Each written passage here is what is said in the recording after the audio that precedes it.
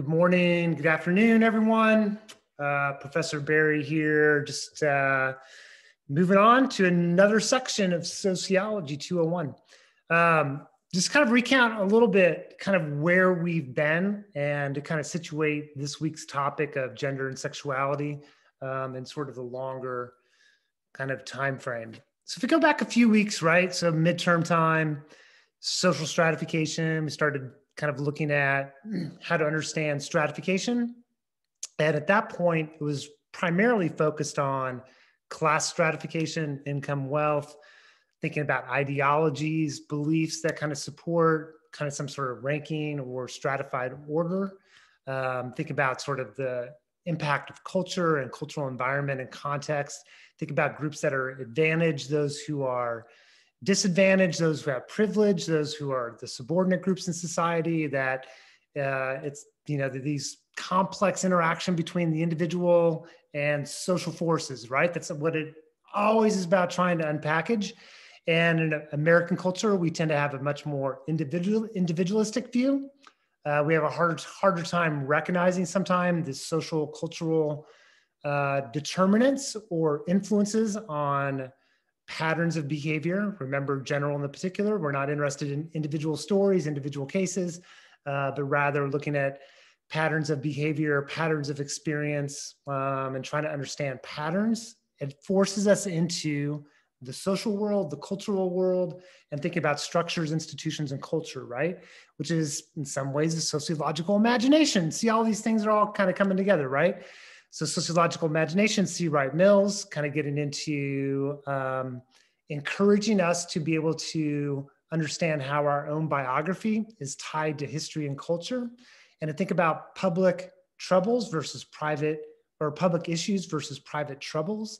So look at the macro, right? The interaction between the macro and the micro. Our culture does a lot of victim blaming or blaming individuals, like, oh, it's like they, just sort of the bad individual versus, well, yeah, that person may have made a bad decision or whatever it may be, but we need to be able to examine things in a more complex way, a more realistic way, a way that's more empirical, a way that's more grounded in analysis versus grounded in some cultural traditions and ideas. So that's social stratification stuff, right? That carried over into race stratification. And in each of these areas, understanding history is important to understanding the present. We can't provide a complex, detailed examination of history, but we'll kind of scratch the surface. We did that with race, talked about things like, ideologies, how did racial stratification come to be? How was it supported? What are some of the ways in which discrimination and privileging was going on? Like those kind of things. And now we kind of apply it to some of that logic and some of those same approaches to think about gender and sexuality. Again, it kind of entered this world of stratification, examining, understanding, trying to scratch beneath the surface. Sometimes that can make us challenged because we have these cultural ideas that we've assimilated, depending on our own social group, where we've come to formulate particular beliefs and ideas about the world, about gender and sexuality. We're a more empirical, a more scientific, a more clinical detached perspective may provide a different vantage point, a different examination.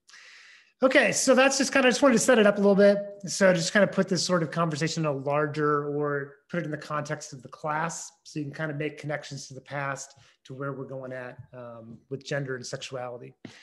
Okay, so for just a couple of images to kind of get us started to thinking about a couple different things. Harry Styles, pop culture icon, Vogue magazine, 2020, maybe 2019. No, it had been, no, 2020, 2021, maybe, the cover of this magazine. Dressed very controversial, dressing up in he's wearing a woman's dress or wearing a dress. Even naming it a woman's dress is kind of interesting, but just wearing a dress and the controversy that this sort of kind of involved. So it's basically, I think he's challenging ideas about gender, challenging ideas about masculinity.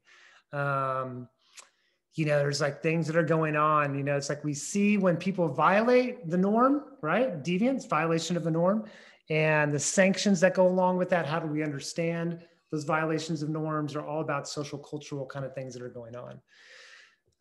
This t-shirt here I thought was really fascinating. I was coming home from work, maybe in the fall term, and a group of like 4 or 5 middle school age teenage boys riding around their skateboards. And one kid had this shirt on, said, "Virginity sucks." I was like, wow, it's super interesting. Like you wouldn't see that shirt being worn by someone who's probably 70 years old. Well, of course, they've lived a lot longer. They've gone through that time period. But we're talking about a teenage boy wearing a shirt that says "Virginity sucks." Man, there's a lot of things about gender that are going on there. Think about a girl. Would a girl be wearing a shirt that said "Virginity sucks"? And so got this sort of double standard that it arises and forces you to think about, well, if we evaluate males and females differently for wearing this shirt, where does that different evaluation come from? Why do we have it? And try to understand that. So anyway, I thought it was pretty funny when I saw that. I was just like taken back. I was like, oh my gosh, yes, 13-year-old kid wearing a shirt that says "Virginity sucks." So like, I wonder if his parents know he's wearing that shirt. And I think he's wearing that shirt for, sharing his position of masculinity among his peers, trying to establish his position within the social group. It's about status and position and claiming a position. And it's kind of funny kind of thing as well that he has going on there that may be going on there as well. Anyway, some different social things that are going on. Batman and Robin. This is an image from the TV show Batman and Robin in the 1970s. What I'll kind of talk about later on is this idea of hypermasculinity, where the male body has become hypermasculine oftentimes. And so to understand this change in culture, it's an examination of gender and sexuality and economics and political realities and historical realities. All these things that are, masculinity and femininity are a process and change that are not set in stone, and they move across time. And this will be one indication of that. And then this is sort of an indication that we're recognizing a greater complexity in our gendered identities as well as our sexual identities as well. And that's a relatively new phenomena that we're having greater recognition for greater diversity of human kind of experience and expressions of gender and sexuality. Okay, so let's kind of just terminology time, right? Let's kind of establish some terminology, define some terms. Sex and gender. Sex is anything biological, physiological, or that's identified as biological, physiological is something that belongs in the category of sex. So we think about anatomical differences, physiological differences, hormonal levels, testosterone, progesterone. How come I can't think of the word? So different hormones, right? Physiological differences, anatomical differences, neurological differences. That's all kind of like, if it's biological, it's sex. Gender is all the social cultural stuff. So it's about the influence of social and cultural dynamics on who we're supposed to be as being male, as being female, even thinking about sort of these cultural notions and socially scripted notions of assigning meaning to male, female. And the reality is that, even something that think of like what we think about in terms of sex, we have to be very careful that it's properly placed. Okay, so now I'll give you an example. If you go back a few decades, there was a belief, it was more commonly held belief that there was a biological reason why women were not in more leadership positions within organizations. That males had a different biologically, that their brain, they're hardwired, they were neurologically developed, like set in stone, biologically determined to be better decision makers, more rational, more calculated. That's why they were in industry. Well, that's pretty much in the past, that was like viewed as, well, that's just a sex difference. I think that, the reality is that idea that those were sex differences has been debunked, criticized, and recognized that, no, that isn't the result of biological difference. That's the social cultural thing going on of why males are less likely to be, or more likely to be in leadership positions, at least to that degree, as compared to females within industry. So we can define them, right? Sex and gender. The challenge sometimes becomes one of, sometimes stuff gets put in sex, but it actually belongs in gender, or there may be some interrelationship between the two. But we need to sort of be able to understand that, this sort of be able to separate out so we can know when we're distinguishing ideas between the biological, the social, cultural. We can think about roles, right? Expectations that go along with social position. So we have class-based roles. We have roles that belong to occupations. We have roles that belong to members of any particular group, right? And gender is the same thing, right? Expectations that go along with position. And gender roles are not determined by biology, right? They're historical. They're based on historical context. This idea that the male is the breadwinner of the family, I mean, that doesn't happen until the industrial age. I mean, in an agrarian society, there is no bread to be earned. So there's no breadwinner in an agrarian society, right? But I think by looking at those historical pathways and changing about gender roles and expectations of going along with being male and female, it's a reflection that gender roles are dynamic. They're fluid. They move across time and place. Even in one given time period, they may vary based on occupational status, educational background, region of the country, religious affiliation. I mean, there's all different factors sort of that influence sort of what those expectations are. The term cisgender, like we're even recognizing different, cisgender and transgender. Cisgender, a person's gender that they identify with aligns with their biological sex. And so we had to have to identify this term. An individual is cisgender. Like I am a cisgender male, where, yeah, my gender identity and my biological self, they align, right? Transgender, there's a difference, right? So it's this, they do not align. They align in a different way.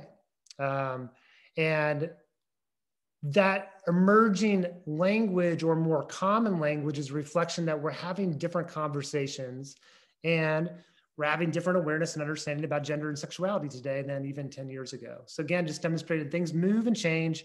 Things aren't like set in stone. And then we recognize this idea of like gender fluidity, that gendered expressions vary across time, place, even within our own self, that I may be differently genderly expressed. I may express my gender in different ways in different environments. Goffman, so Goffman is dramaturgy, right? The sort of the idea that we're on a stage and performing a role for an audience. There's a script that goes along with things, right? We dress in costume, we give a presentation, and we're trying to manage impression.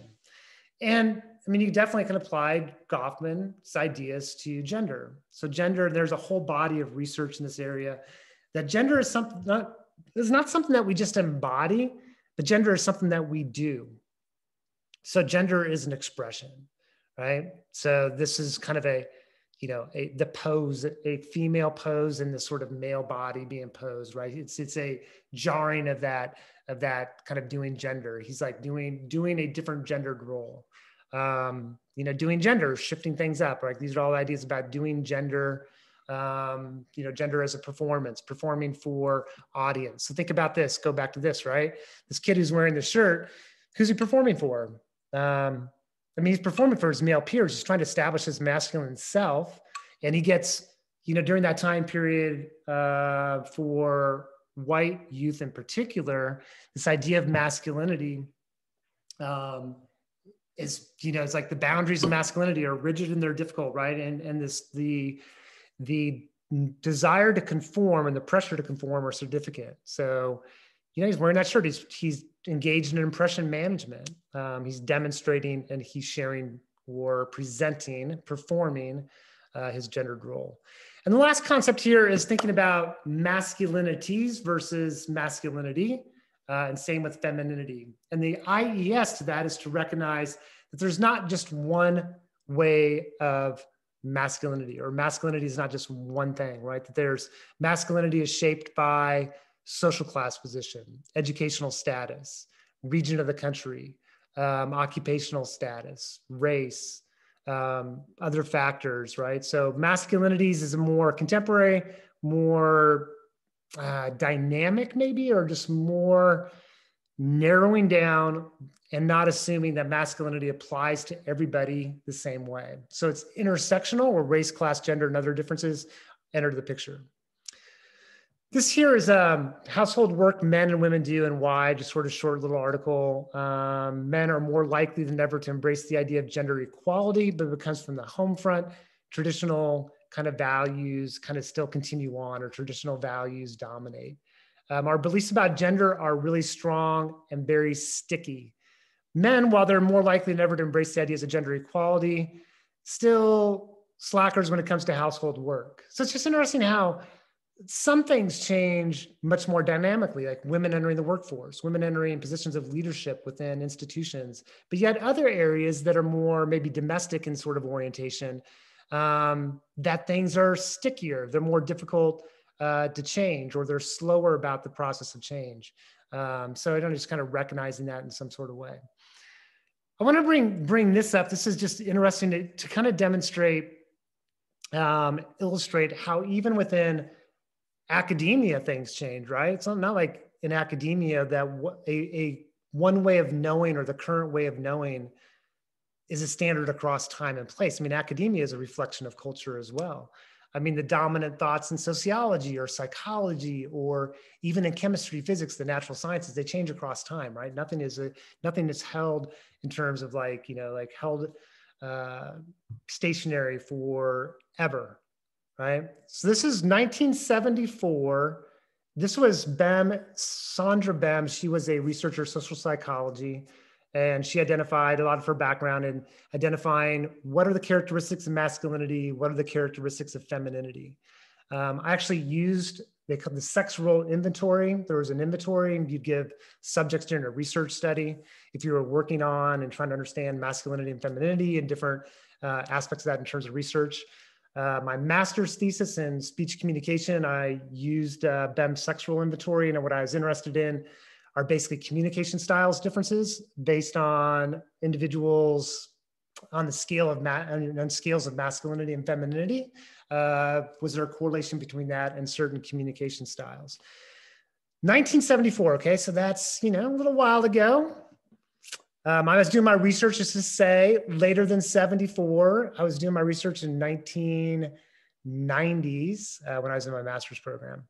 But this was common. This is 1990s, and it was probably being challenged then at some level, but really became challenged that this inventory is faulty, problematic, and reinforcing some pretty stereotypical and detrimental, negative kind of things. So look at the masculine items, right? And we think about masculine, sometimes we think about, well, it's male, feminine, female. It's not about that. These are traits there are masculine-based traits and there are feminine-based traits, that we all have some combination of masculinity and femininity in terms of who we are. No one's pure in terms of one or the other. But if you look at this list, right, things that are masculine: aggressive, acts as a leader, analytical, assertive, competitive. I mean, there's a lot of things that are about autonomy, self-security, power, dominance. And you look at feminine items: childlike, flatterable, gentle, gullible, soft-spoken, shy. It's really interesting that something that seems like the subjective measuring and identification of what is masculine and feminine is very much shaped by culture and historical context. It's kind of interesting to even raise the question, why are we even differentiating between masculine and feminine characteristics? Like, that whole project in and of itself gets us to sort of start thinking about, well, when did we start doing that? Humans didn't always make this sort of distinction about masculinity and femininity. How did it come about? How does it change across time? So I don't want to get too far off topic, but kind of go back to this and thinking about masculinity, femininity, think about gender, think about how things, even within academia, moved across time and place. The things that we associate sometimes with masculinity are traits that are more honored and respected and valued within industry. And feminine characteristics we evaluate in a different way. So this is a kind of a short write-up. What does it mean to be feminine or masculine? Distinctions between the two are arbitrary and artificial. And I think it's one of the kind of things I want to kind of identify is that these distinctions that we make, and sometimes in our own mind, that, as I said before, we all incorporate characteristics of both masculine and feminine characteristics. We need to be aware that those feminine characteristics that were being identified in 74 some of those are very problematic. I mean, things like childlike with feminine is a devaluing of the sort of the feminine aspects in terms of who we are. Compassion would be more honoring. Childlike would be much more, and gullible would be much more, reflective of kind of like reflective of sort of some power stuff going on back when that was put together. It's kind of interesting. Researchers have investigated the different chemical effects in the brain of testosterone in men and women, and estrogen, progesterone. There you go. That was what I was looking for earlier in women. It seems like they've overstated these roles, the role of these chemicals, right? That people believe that these biological differences that were going on that were creating these things, it had to do with testosterone. While testosterone is linked to aggression, it doesn't offer a universal explanation for male behavior. In fact, everyone, regardless of sex, can be competitive, aggressive. Men and women in different cultures might have different ways of expressing those traits based on the social norms of that particular place. And even before the age of puberty, when testosterone levels and estrogen, progesterone are similar, there are significant differences in terms of expressions of competitive and aggressive behavior between males and females. So we give a lot, like, we explain it by this sort of like this sex thing, right? We say, it's a biological difference. Yeah, boys will be boys and girls will be girls. It's like, well, no, it's not biological. That's a social cultural thing going on. And it raises for me just a fascinating question of like, why do we want to go to that space of saying that's just who males are or females are, right? It's like, like how do we derive that conclusion? What's the evidence for it? If there's a lack of evidence, why are we holding on to this sort of idea? Where does it come from? So there's this sort of model here. Here's a model of, it's like, these masculinity, femininity. The further you go on one side or the other, toxic, kind of unhealthy, that we're all some sort of combination. And my critique of this model is that I think our gendered selves, they shift based on environment that we are in, the context that we're in. We don't engage in the same level. I mean, it may not be crazy, vacillating, like we go into one environment, we're totally feminine, go in this other environment, we're incredibly masculine. What I'm saying is that we kind of move to some degree. If we tend to be over here, there's a little bit of movement, right? If we're over here, there's a little bit of movement depending on the context, right? And so that's kind of a critique of that model. What I want to kind of indicate here, just to kind of demonstrate one more time about that masculinity and femininity change across time and place. And we can see it by looking at, for example, in the United States and looking at American culture over the last 70 years. And you can just sort of do a guessing game. If you look at, okay, where were males at? If you could sort of look at, let's just go white, middle-class, suburbia males, 1950. You could look at inner city white males. You could look at professional middle-class Black males, professional middle-class Asian American males. And you can go with whatever group you want, but keep that group in your mind and think about how it's changed across time. Maybe even think about two different groups and say, okay, well, these two groups change in the same way over a course of time. So think about where males were in 1950, a particular male demographic, and then compare it to today. How much, if males were, let's say right here, how far did they move between those last 70 years? Where were females in that same demographic? Where were females in the 1950 and where are females today in terms of movement along masculinity and femininity? My guess would be for like the white middle-class suburban males, probably over here in 1950, probably maybe over here today. Women, 1950, really over here, much more movement over here. But even that changes based on context a little bit, right? But the shift in the movement that women have moved farther towards embracing masculine components and characteristics into their own identity and experience. The males have engaged in embracing feminine characteristics. That movement is further reveals a lot of stuff about the influence of occupation, culture, subcultures that we belong to, a lot of other factors that are going on that are driving it. It's not biology, it's social cultural. Even if there's a biological component, it's still being expressed through social and cultural stuff.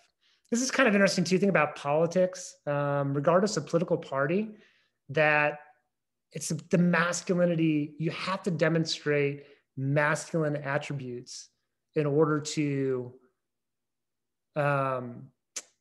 be supported or be recognized as a leader. I don't know, it's just kind of interesting to even ask that question of why do we associate so much to those masculine characteristics? I can go to my conflict theory mind a little bit and start to make the connection to capitalism and masculinity, capitalism and competition and capitalism and sort of kind of power, that all that's kind of part of that particular project. I don't know, it's just kind of interesting to sort of think about the meaning that we assign and the value that we assign to masculinity and femininity. Okay, so number 2 is let's look at kind of variability of experience. Historical cultural variability. This is pretty fascinating, right? 1965, looking at male and female enrollment in terms of college, 19% in 1965, 44% today. Males, a little bit up and down, but, it's kind of like fairly flat, so to speak, that women have, doubled, over doubled in terms of enrollment in college. This is 2010 data, 2009. I probably should get more up-to-date data on that, but it's even changed since then. Look at the gender wage gap between 1980 and 2012. You can look at sort of things like this, say, okay, man, things are changing, right? But there's variability. And the question becomes how to account for the change, how to understand the change, how to understand, and how to evaluate and understand the degree of change. To think about in terms of enrollment in college, that how to understand the increase of enrollment among females, that the growth of enrollment among females within college. You can start to think about all the different reasons for that, economic reasons, social cultural reasons, changing ideas of gender roles that are going on, that are part of that as well. Decreasing gender discrimination in the workforce, opening up of opportunities. There's a lot of things that are going on that are shaping that. In some areas, it's still stuck, right? So like looking at Fortune 500 companies, here we have, like Fortune 500 companies that most of leadership, corporate leadership is, white males are the predominant members of corporate leadership. And you could look at, CEOs, the number of women, percent of women who are in the CEO position of Fortune 500 companies is even smaller, 6.5%. And then you look at women of color in those positions, is even smaller. So there's a lot of stuff that's going on there that's not about hard work and dedication. It's about a lot of things that are going on that are shaping opportunities, outcomes, experiences within institutions. We could also kind of look at, I guess I put this in here to sort of think about, what's going on in terms of around the world, different places, who occupies the most, women in terms of their occupying positions of leadership in institutions. The number of women CEOs, where is it highest, right? Singapore at 15%. That's interesting. How do you explain the cultural variability? But even then, it's 15%. So we start some accounting to do to figure out and understand, well, why is there still a disparity, even in the highest country or the country where the greatest representation of women and CEOs, it's 15%. What's going on to kind of shape and influence that outcome? And the reason that's important is because, we want to make sure our institutions are democratic, that people have, that ideas of equality of opportunity are available to people and individuals within institutions. that we can better understand the processes in which people move through institutions to make sure that people are not being unduly privileged or disadvantaged within institutions, to make them more democratic, more equitable. And then finally, it makes a difference. Whoever's in positions of leadership are making decisions, right? Not only within the company, but making decisions that influence and impact, all of us. So greater diversity of representation makes sure and helps to ensure that there's greater voices and perspectives being offered. And maybe that's shaping policy to some degree as well. Look at the number of women who are lawyers. 1 in 3 women are lawyers. It's like looking at the number of women entering particular occupations and how it's changed across time. Kind of go back, this is lawyers in 1960 versus 2016. I mean, just look at that. It's pretty amazing growth. You think about that over a 60-year time period to basically go from none to 400,000, like 2 or 3% to almost 40%. And that's a major, significant change going on within law. Now you got to raise the question, start thinking about, well, what areas of law are women practicing in? My guess, and I don't know this, that that there's going to be a difference in terms of what type of law women are practicing, or there's going to be the composition in terms of male, female in different areas of law.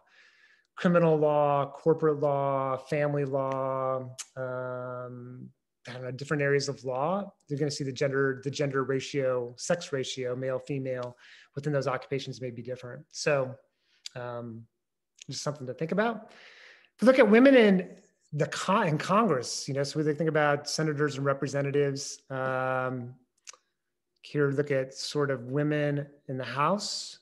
Over time, 1917, 1957, maybe 10, 1977, still haven't even broke 20.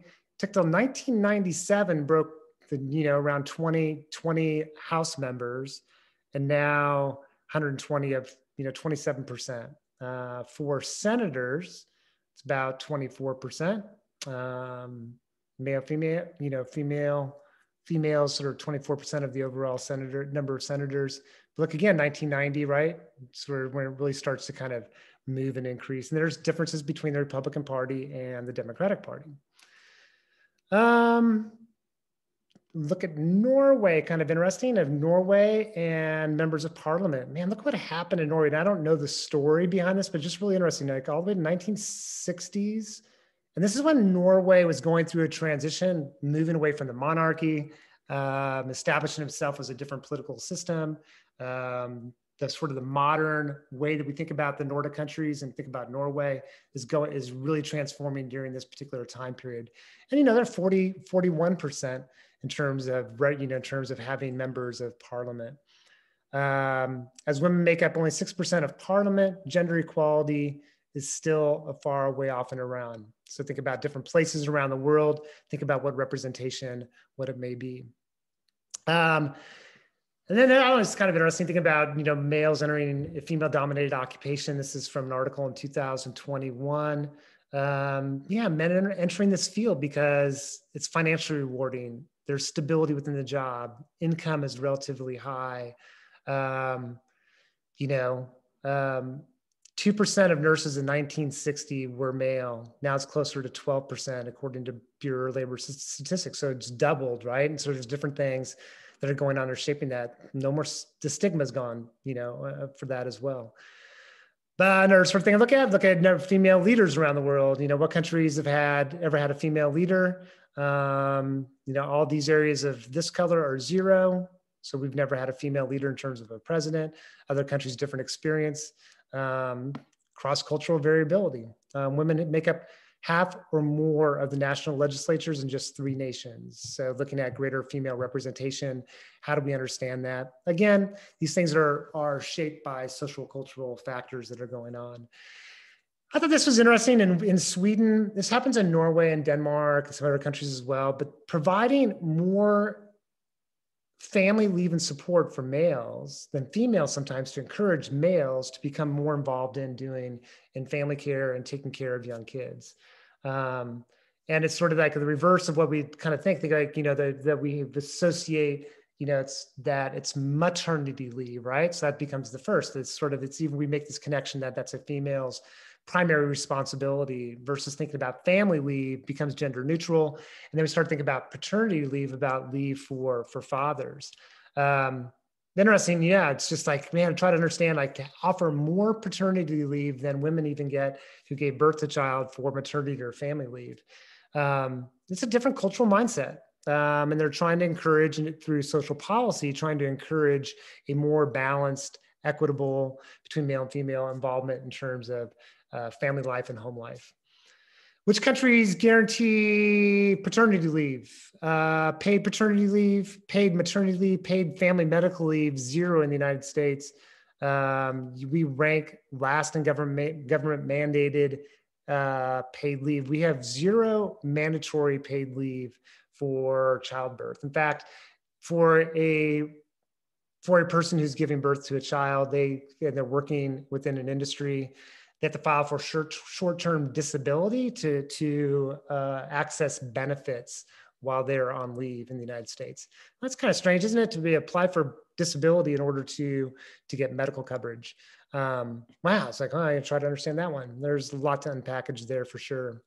And we got to recognize that, this sort of thing, right? We kind of go back real quick. Like, wow, man, a lot of growth, right? Women are now kind of moving in different industries, but whoa, not so much in terms of Fortune 500 companies. Wow, look at leadership in different countries. Women really 1990s and on. Oh, but in Norway, so much more. Oh, but in different places like Iran, man, so much focus back into sort of older ideas and values and perspectives. Things move and change. Males entering female-dominated occupations, vice versa. Think about social policies like paid maternity leave, family medical leave. Think about the roots, social, historical, cultural roots, economic roots of all those different kind of things, about culture and ideologies, what's shaping that. Think about women's experience in terms of in Saudi Arabia, which is recognized as a gender, in terms of gender suppression, very high, lack of freedom and opportunity and protection. And this was in the year 2017, where women were starting to attend sporting events, and there were real consequences to that too. That was like a major thing. So recognizing that, just trying to understand different places around the world, right? Put ourselves in our own culture in a historical perspective. All right, theme number 3. I better get going, man. This is like a lot of material, so kind of try to move through a little bit faster. Not to go through for the fast sake, but it's just a lot of different stuff, and I want to kind of just like be mindful of your time in terms of this as well. Anyway, so theme number 3: social facts, which are things that are external to us. Social facts are things that are outside of us that shape and influence patterns of behavior. So that's like Durkheim, our functionalist theorist. His idea of social facts, basically forming the backbone of sociology, of understanding what are those things that are going on external to us that are shaping patterns of behavior. In this case, we're looking at gendered patterns of behavior. And we could also have intersectionality and understand class and race with that as well. So this is like number of pilots who are female. Understanding a much more complex way of thinking about gender and sexuality today. Things are moving and changing, right?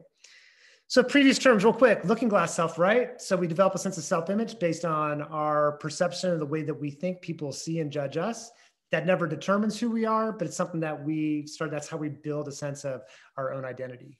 Mead is a behaviorist, George Herbert Mead, the idea of the I and the me, that we take perspective of specific individuals or generalized other society. So we think before we act. So this gets into some gendered stuff as well. So we kind of like part of forming our ideas about gender is we're engaged in, thinking about expectations that other people have, society itself. This I and the me of understanding, all of us navigate those expectations in different ways. It's not like anything determines who we are, but these are things that influence and shape us. Sapir Whorf hypothesis, language and culture are interactive. We could look at all kinds of language stuff, and then we can get into sort of gendered ideas for sure. Intersectionality is intersecting race, class, and gender, sexual orientation, other areas, so that things like masculinities, femininities, we're not sort of having to be one thing, but it's much more intersectional. We think about culture, both the material side of things, physical objects, as well as non-material values, beliefs, like that's part of this discussion about gender. Hegemony is, it refers to domination by consent, refers to values and ideals that represent the interest of those who are in power, but those in general society agree to these ideas, even though they may be against their own interest. And then self-determinism, so we have free will, determinism, it's all the self, it's all being shaped and determined by the environment, or self-determinism, individuals within context, individuals within environment, making decisions, different consequences for different people. That's self-determinism, right? So these are all the kind of things that kind of come forward in terms of things that we're talking about.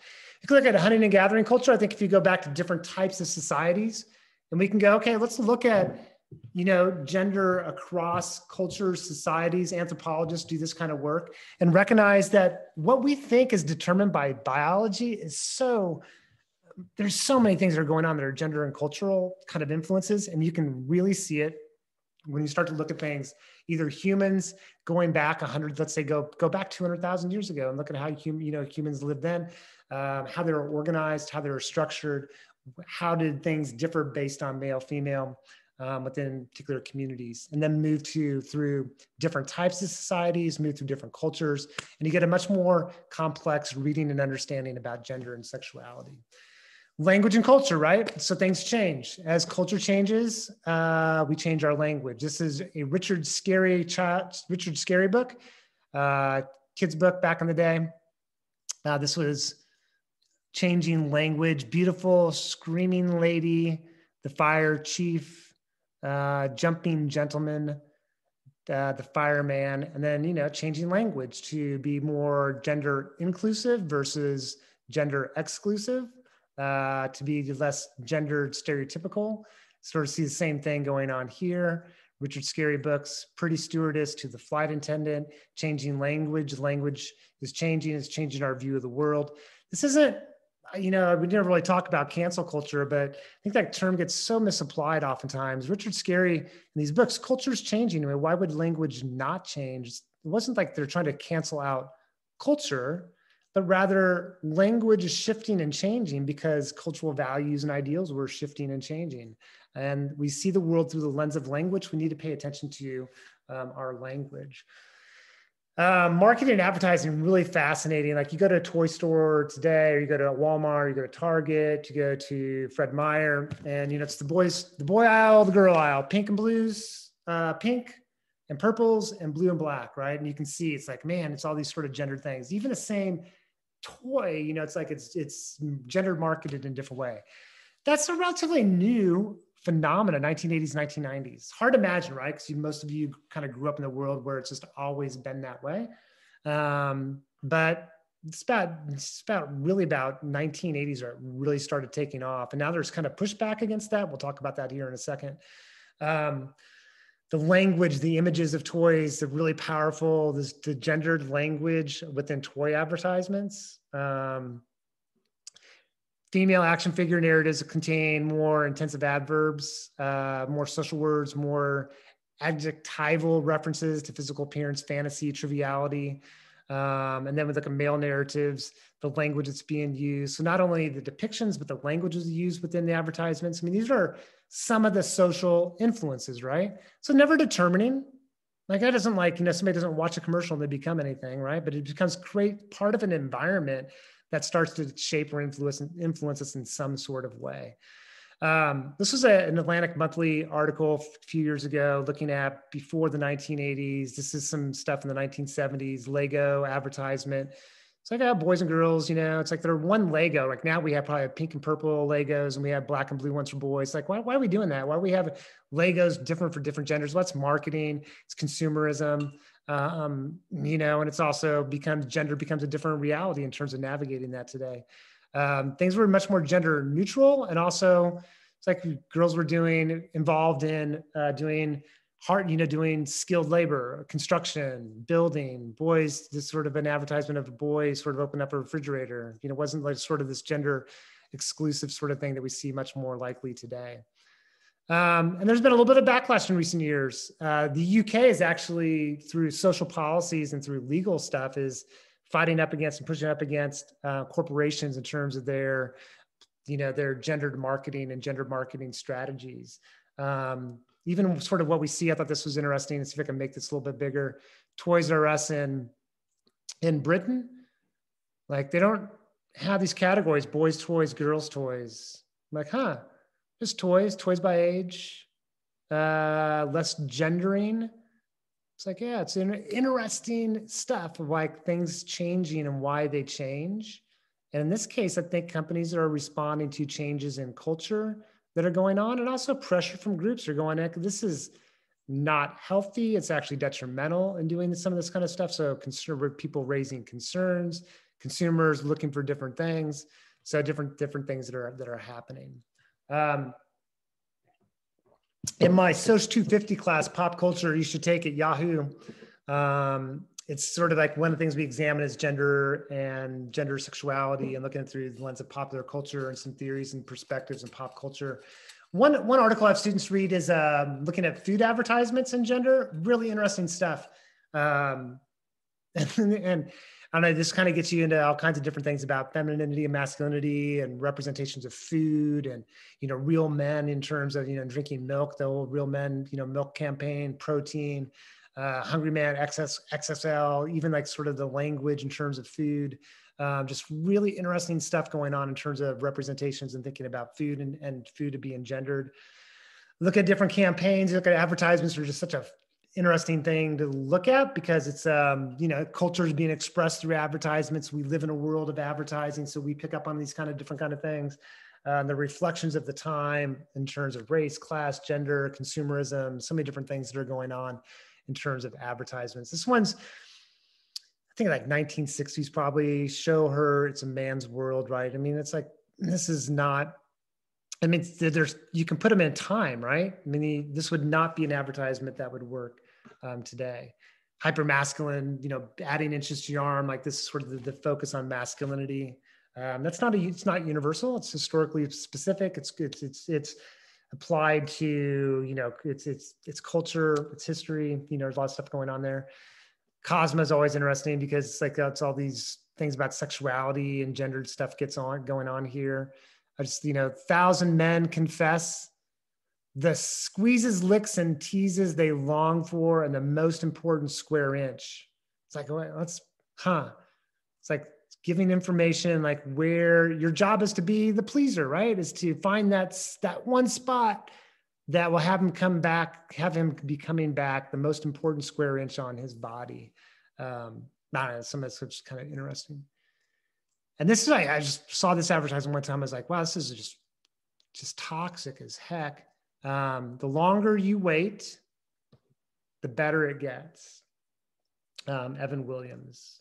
I mean, just like, that's really powerfully dehumanizing in terms of advertising, but that's, just like pretty common kind of stuff that comes part of our environment.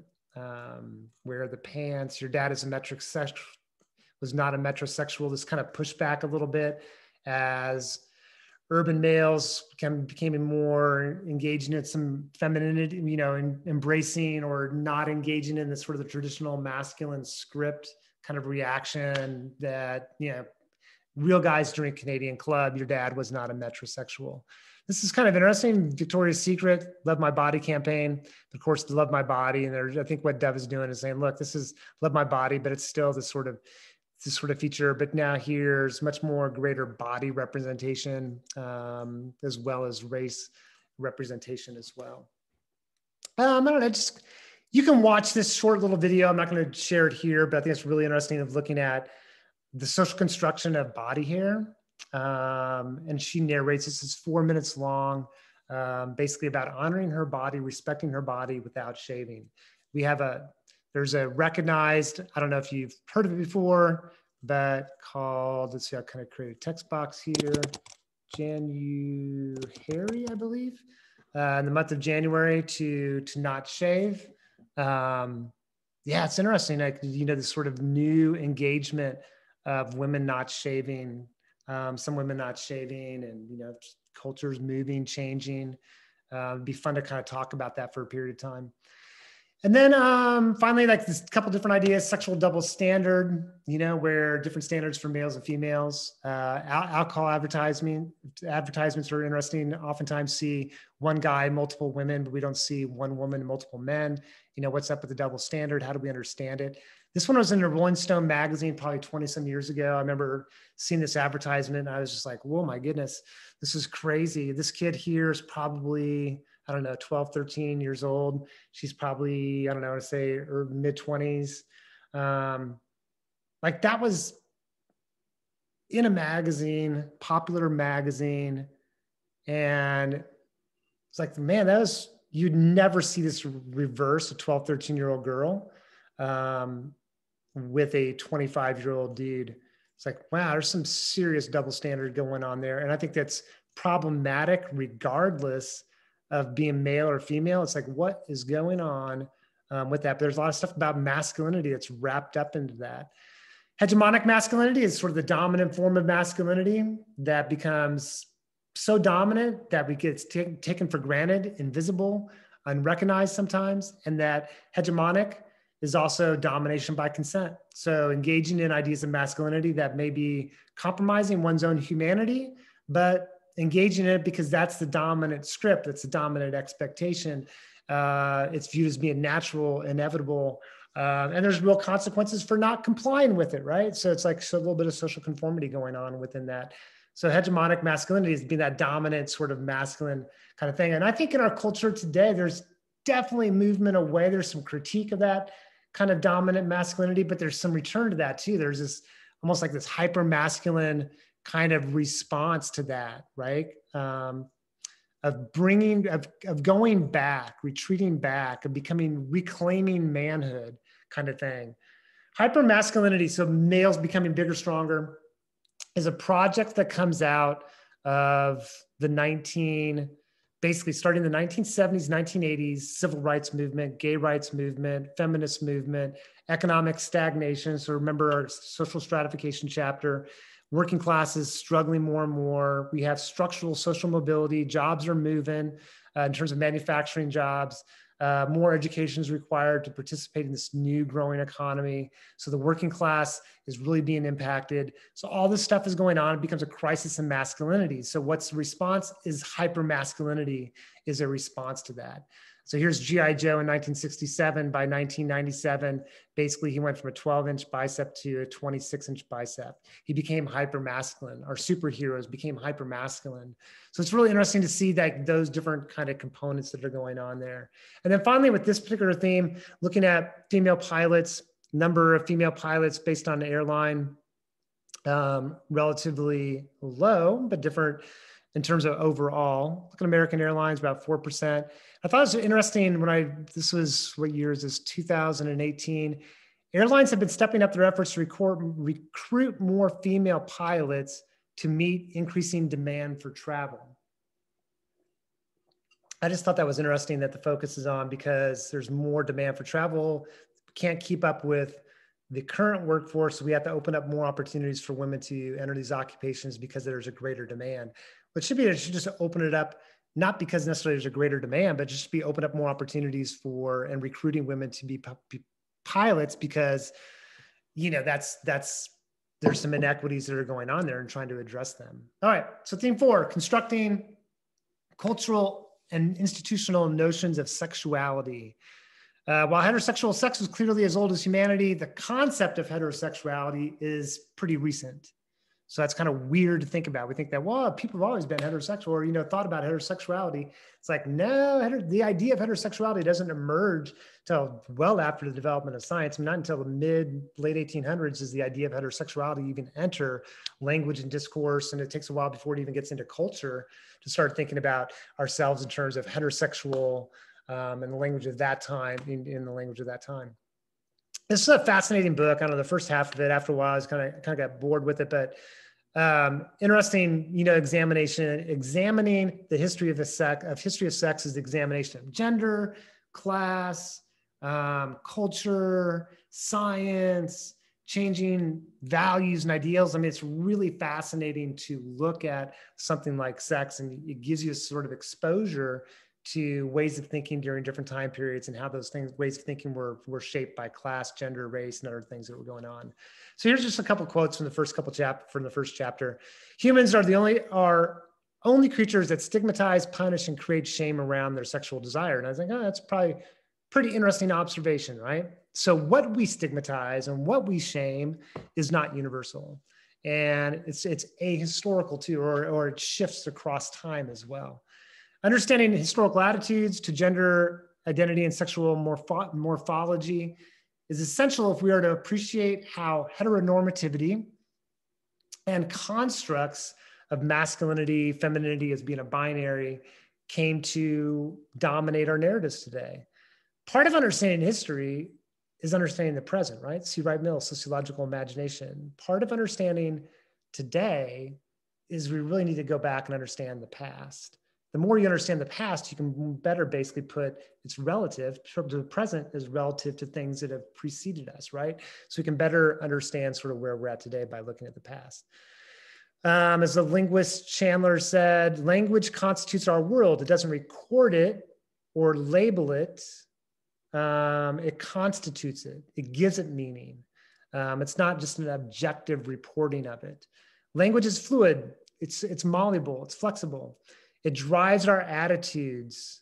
So language drives our attitudes. The language that we use to talk about sexuality, to talk about gender, they drive our attitudes. They shape our attitudes rather than only expressing them. So think about certain words that we associate in terms of, think about certain language that's very devaluing and demeaning of individuals who are non-heteronormative. And that language drives our attitudes sometimes more than just being an expression of dominant cultural attitudes. This one example, if you're a whore, if you have sex outside of marriage, you are a whore. If you transgress or threaten the man, you are a whore. Like even that language of whore, where does it come about? When do we start using that word? The origins of the word, what's the power of the word, and all these different kind of things. Okay, so here's the invention of heterosexuality. It's an interesting article if you're interested in BBC, 2017. 100 years ago, people had a very different idea of what it meant to be heterosexual. There's been a lot of good work, scholarly popular, on the social construction, right? The building of ideas of homosexual desire and identity. As a result, few would bat an eye when there's talk about the rise of the homosexual. Indeed, most of us have learned that homosexual identity did come into existence at some specific point in history. What we're not taught, though, is that this similar thing happened with heterosexuality, which is just a really interesting thing to sort of engage with and think about as well, right? It's like, okay, so gay, lesbian, transgender, those came to be. There was a rise in the presence, a rise in acceptance, a decrease in stigma, whatever it may be. We don't think about the construction of heterosexuality. I mean, heterosexuality is a construct as well. There are many reasons for this educational omission, including religion, homophobia, but the biggest reasons we don't interrogate heterosexuality is because it's so natural, right? It's so normal, it's every day. And so we don't question it, it's just there. It's just part of life. Further on in the article, sex has no history because it's grounded in the function of the body. Sexuality, on the other hand, it's a cultural production. So what we think about in terms of sexuality, it's cultural and social. It's not biologically determined. We all have a sexual self, but sexuality is an expression. In other words, while sex is something that appears biological, hardwired, the naming and categorizing of acts and those who practice them is historical and should be studied as a historical phenomena. Once we start to attach, like, this is the way it is, has been, should be, like all that kind of stuff, that's about something else than investigating, understanding. That's about imposition. It's about judgment. That's about other things that are going on versus trying to understand. Or put another way, there have always been sexual instincts through the animal world, but at a specific point in time, humans attached meaning to them. So sexuality is the attaching of meaning. When humans talk about heterosexuality, it's really talking about the meanings that we associate with things. And this kind of goes on that it was, prior to 1968, there were no heterosexuals. Neither were there homosexuals. It hadn't occurred to humans that they might be differentiated one another in terms of this heterosexual, homosexual kind of discrete kind of categorization. It's not that individuals did not engage in same-sex activity before 1868. It's the categories that were developed came about during a particular historical time period.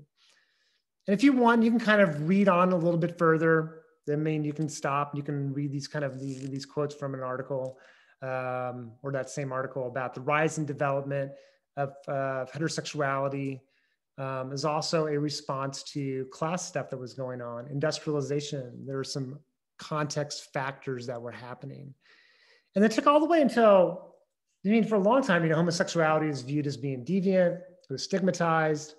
Wasn't always that case, but once we started to create that categorization, think about when scientists started creating biological races, right? There was a hierarchy. Same is going to start to develop with heterosexuality and homosexuality. It's going to be a justification for particular policies, like, sodomy laws and different things. It took all the way until that, and that was 1800s, early 1900s. So it took until late 1960s, 1973 was when the APA basically took a vote, American Psychiatric Association, who puts together the Diagnostic and Statistical Manual for Mental Health Disorders, which is a manual that clinicians use to diagnose, put a vote out to their members saying, look, homosexuality, should it be or not be a mental disorder? Because it was a mental disorder. And 3,810 wanted to keep it as a disorder. 54 said get rid of it as a disorder, but it wasn't until 87 that it was removed from the DSM. Pretty powerful, right? How ideas get situated in culture, they get taken for granted, hegemonic, become normalized, become viewed through a particular way. We create policies, get created, stigma, dehumanizing particular groups, but then social change can happen and movement changes across time. Kinsey, Alfred Kinsey, interesting, did the sexual behavior of the human male. This is just I love this, or enjoy, fascinated by this depiction of three women who are looking at a newspaper coverage of Kinsey's book on women. And he was an entomologist by trade. He studied the sexual behavior of gall wasps. So he's interested in, he was a scientist, lab coat scientist. And he wanted to basically try to, from a value neutral position, understand human sexual behavior, regardless of what it was, frequency, types, whatever. And then he basically put together a report, and it shocked the general public. Then he did the sexual behavior of the male in 48, and then came out with a companion or the sexual behavior of the human female in 53. This stuff was shocking when he reported his work. Here's a clinician, here's somebody who's just like lab coat scientist, and he's like, okay, we're going to kind of look at sexuality through a more clinical, objective, empirical sort of viewpoint. It's not that there's no flaws in his kind of work, but this is sort of the stuff that he came up with. He just wanted to describe and catalog the variability of sexual human behavior, stuff that people would be taboo to talk about. He wants to investigate it. He wants to put it out there. He wants to he wants to understand it, right? And this is, of course, his work condemned by some and celebrated by others. But one thing that I want to kind of bring up here is he provides a sort of viewpoint that human behavior, heterosexual human behavior is varied, that all of us are on some continuum in terms of heterosexual, homosexual, what he would identify as heterosexual, homosexual behavior, or heterosexual same-sex behavior, that it's much more varied than these sort of categorizations that we've developed of being either of being same-sex or engaging in opposite sex or heterosexual relations. That there's inclinations, there's parts and there's aspects of the human experience that it's much more diverse, fluid. It's not as simple as like, okay, it's one or the other, but there's a lot of things that are going on that are shaping sort of where we end up on that continuum. And that's kind of earth-shattering kind of stuff that he's coming up in the 1950s. One thing I think is kind of interesting, you can kind of bring this from back in a previous chapter, I think chapter 3, chapter 4, looking at cultural diffusion, cultural imperialism, another one, another concept where culture is being, you know, like a nation is being taken over by another nation and its culture is being taken over. So one thing, you know, it's really interesting to think about like the Middle East and its stance towards homosexuality. I mean, like the death penalty for homosexuality in these countries. That came about, you know, that was not something that was always part of the Middle East. The British brought ideas with them when they were colonizing around the world. One thing they brought with them, they brought their culture. And one thing they brought with their culture, and they basically influenced laws and systems and culture and value within those institutions, within those societies. They brought this social control and these ideologies about same-sex relations to the Middle East. They became institutionalized, and then in the 1980s became part of the culture wars, where religious leaders in the Middle East were using homosexuality or sexuality and same-sex relations as a tool or a vehicle to basically to fight against the West, the domination of the West, the encroachment of the West, and to basically galvanize political support. So interesting to think about. We think about particular nations and countries, you know, maybe like the way in which they approach thinking about sexuality today is to recognize we should always be peeling back layers and asking the question, has it always been that way? And when did it become that way? It provides a better level of understanding. Otherwise, we kind of essentialize that and think that, oh, those are, you know, the Middle East is just that way, or a particular religion is just that way. It's like, well, that's just fundamentally just not true. Think about intersexuality, where differentiating between male and female, that there's some things that are not non-differentiated or not as clearly differentiated to be intersex. I mean, a recognition for that. I mean, we're recognizing much more diversity in terms of gender and sexuality today. I'm going to pass over this. We're going to just kind of running out of time a little bit. The last theme here is thinking about social change. I encourage you to watch a short video. I saw it maybe a year ago. The suffrage movement, the movement for vote, you know, the right to vote.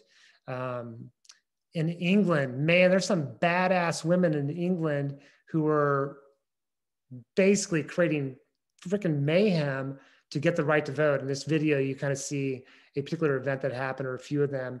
And it just really opened my eyes, like, wow, there is rebellion going on and some serious pushing up against patriarchy to get sort of the right to vote. Riot Girls, punk band 1970s, 1980s.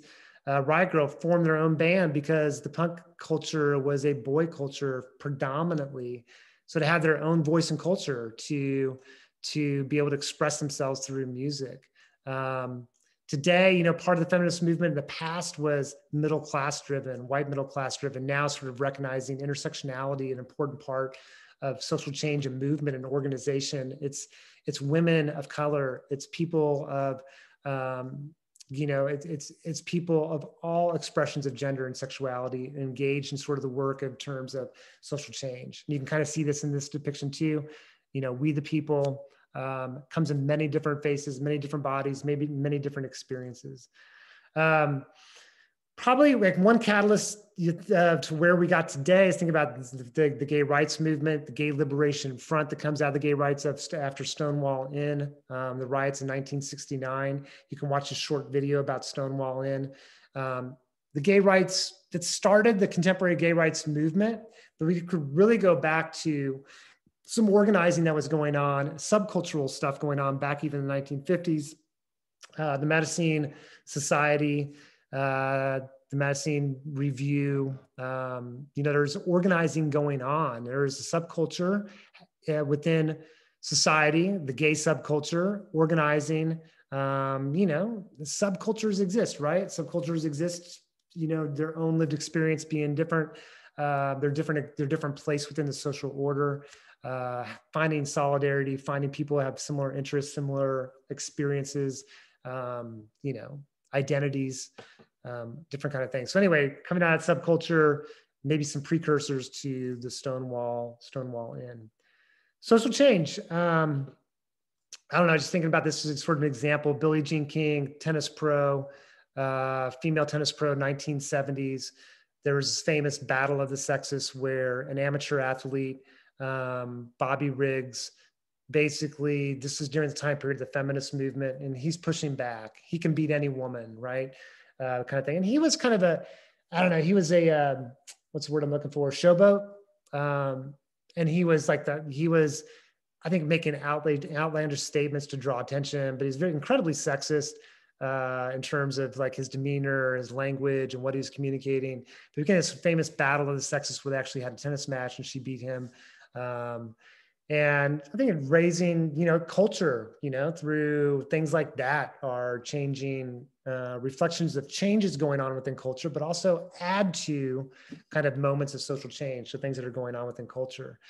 The Fight Club, a movie with, this is Brad Pitt, sort of like a crisis in masculinity, 1980s, as I mentioned before, hypermasculinity, and this Fight Club kind of emerging the Fight Club is a reflection of the things that are going on in terms of a crisis of masculinity in the 1980s. And it's like this return of a desire of kind of carnal, animalistic manhood, like reclaiming it. It's kind of interesting. And then the Me Too movement, think about sort of more contemporary, just sort of social change going on. Interesting to think about. In 2015, US Supreme Court recognizing same-sex marriage nationwide. And then you could look at all the countries around the world, think about how much social change in a relatively short amount of time in terms of at least recognition for same-sex marriage. Think about the amount of culture change too. Here's 1985. If you had a child who told you he or she was gay or lesbian, what would your reaction be? 1985, less than 10% would be not upset.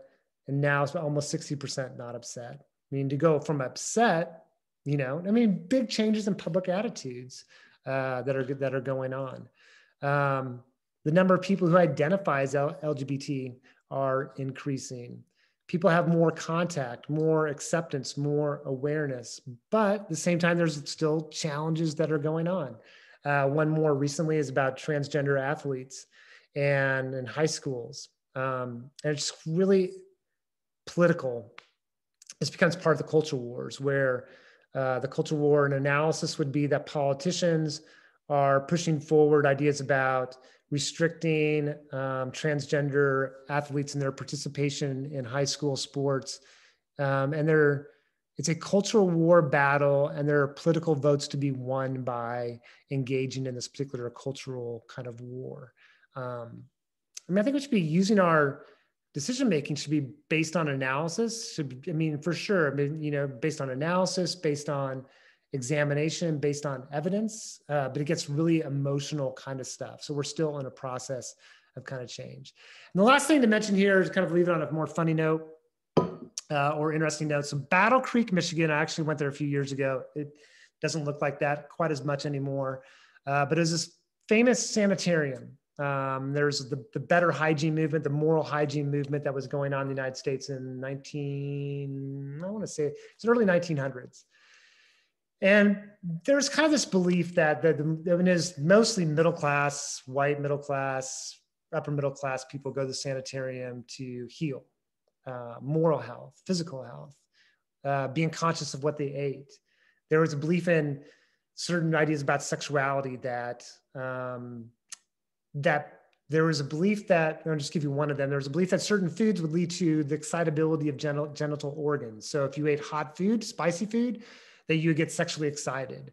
And being sexually excited would be very problematic. So therefore, eat foods that are very bland, do certain things that are very, that engage in food that is not hot, that is bland.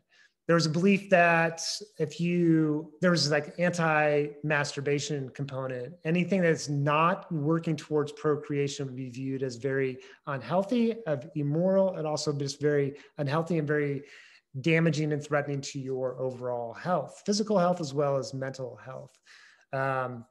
There were ideas of, yes, this is where this idea of like, of taking a cold shower. If a person gets sexually excited, take a cold shower or do different kind of things to stave off that sexual appetite. So there are different, so Thomas theorem, if you believe it to be real, it's real in its consequences, right? Social construction, start thinking about how are we constructing meaning? Why are we constructing meaning? Putting meaning in a historical and cultural context. In this case, we could also think about race, class, and gender stuff going on here too, and bring this into discussions of sexuality. Science, right? Pseudoscience in this case. And one thing, so there are a couple different researchers, and one researcher's name was Kellogg. What was his first name? Kellogg. And another researcher, key one for the Battle Creek, Michigan Sanitarium, is Sylvester Graham. If you look at a lot of your cereals, Post cereals, Kellogg cereals, they come from Battle Creek, Michigan. So these foods are very bland, right? Kellogg's, Raisin Bran, bland cereals. They were meant for better moral hygiene and to stave off excitable genital organs. I mean, no kidding you. I mean, it's kind of interesting. It's sort of interesting, crazy to think about. Sylvester Graham developed a bland food to decrease the excitability of genital organs as well. The food that he created was named after him. Sylvester Graham is his name, and he invented the graham cracker. So the story goes. I think it's a little bit more complicated than that. I think he created the part of the ingredients for it, but I think the graham cracker, as we came to know it, developed a little bit later. But anyway, it's kind of really bizarre. You sort of think back on it and go, well, that was pretty crazy what people were thinking back then. But it's just really interesting sort of interplay between so many different social forces that are going on. All right. Have a great day. Look forward to, when our paths next cross. Have a good day.